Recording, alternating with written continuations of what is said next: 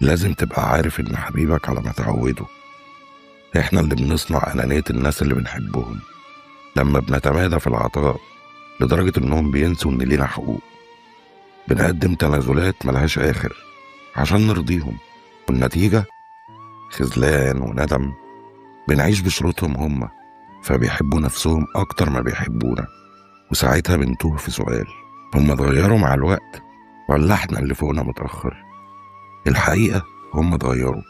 محدش بيتولد أناني، بس في حد اتعود على جرعة تضحيات معينة، فما بقاش يشوف تعبك، بقى شايف إن ده الطبيعي، وإنك لو قصرت يوم تبقى غلطان.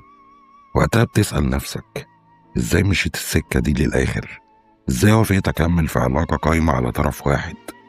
بص وراك، ما بتلاقيش غير وجع قلبك وتعبك اللي راح على الأرض.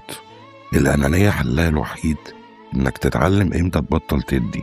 أول ما تحس إنك في علاقة بتاخد منك وما بتديكش، امشي. الخسارة القريبة دلوقتي أحسن بكتير من إنك تعيش تبني في حد بيهدك. كل الناس حالها ممكن يتصلح إلا الأناني. الأناني ما بيحبش غير نفسه، وعشان كده ما يستاهلش إن حد يحبه.